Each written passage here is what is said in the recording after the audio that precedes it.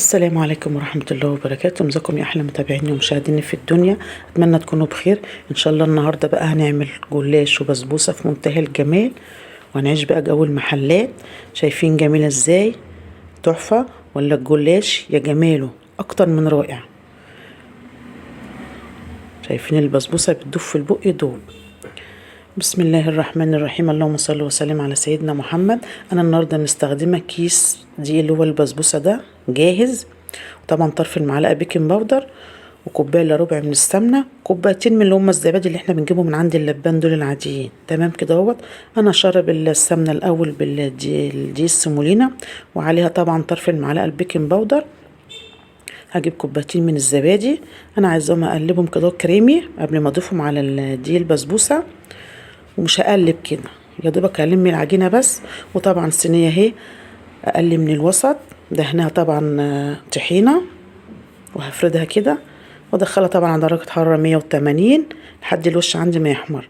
تعالوا بقى نعمل ايه؟ لفه الجلاش العظمه ديت. بسم الله الرحمن الرحيم. طبعا هعمل القشطه الاول الكدابه، كوبايه من الحليب، ومعلقتين كبار من الحليب البودر، وثلاث معالق من السكر، وثلاث معالق من النشا، واقلبهم كده على البارد الاول. وفي طبعا معلقتين قشطه اضيفهم في الاخر. تمام كده اهوت زي ما انتوا شايفين اهوت. هنزل بقى عليهم بمعلقتين من القشطه واقلبهم كده لحد ما يديني ايه القوام الكريمي الجميل دوت. تمام اوي كده. هسيبها طبعا لما يبردوا كده اهوت. طبعا انا مستخدم القشطه اهي، طبعا بردت معايا، وطبعا سمنه اهي. هقلب طبعا، افتح لفه الجلاشه اهي، وهقطعها كده اهو من النص. تمام كده اهوت. هقسمها نصين ده طبعا اهو.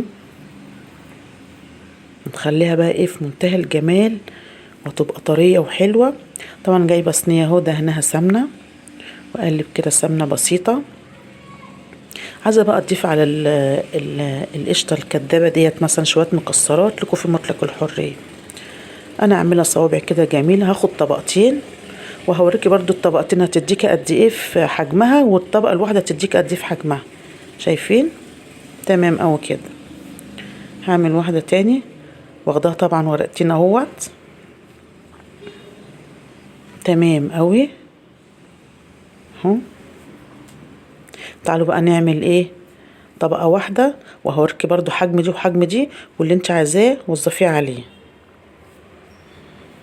خدنا هو ورقه واحده اهي. طبعا انا الشربات عاملاه يا حبايب قلبي قبليها. طبعا احنا عارفين شربات البسبوسه كوبايه ونص من السكر على كوبايه ونص من الميه. شايفين الحجم اهو؟ دي طبقه واحده ودي طبقتين، ولكي في مطلق الحريه. تعالوا بقى ندخلها في الفرن كده. حط طبعا على سمنه من فوق، ولو في سمنه طبعا زياده انا ايه قبل ما احط الشربات هنقصها. طبعا الشربات سخن البسبوسه، والبسبوسه سخنه. تمام اوي كده اهو. واغطيها بقى عشان تبقى طريه وحلوه. تعالوا بقى نشوف ايه الجلاش. طبعا الجلاش طبعا كوبايه من السكر، كوبايتين من الماء السكر، وكوبايه من الميه، وطبعا رشه فانيليا، ورشه ايه ملح ليمون. شايفين؟ انا بحبها لونها كده الذهبي اللي هو الفاتح ده، عشان بتبقى ايه طريه. لو انتوا عايزينها مثلا مقرمشه خلاها تحمر شويه. تمام اوي كده. تعالوا بقى ايه الطبق بتاعنا الجميل دوت، حطينا على ورق سلوفان. وتعالوا بقى نرص طبقنا الجميل التحفه ده، ما شاء الله عليه.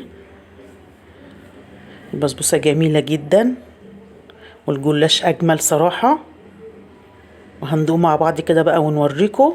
شايفين يا جمال الطبق؟ شوفوا بقى انت بتجيبي بقى من المحل ده بكام، احنا ما كلفناش ولا اي حاجه. زي ما انتوا شايفين اهو، طعم بقى وشكل ولون مش قادره اقول لكم عليه. يلا بقى يا حبايب قلبي جربوا وقولوا لي ايه رايكم. ولو عجبكم بقى الفيديو ما تنسوناش بقى شير ولايك واشتراك في القناه عشان ينزلكم كل جديد. واشوفكم ان شاء الله على خير الفيديو الجاي. والسلام عليكم ورحمه الله وبركاته.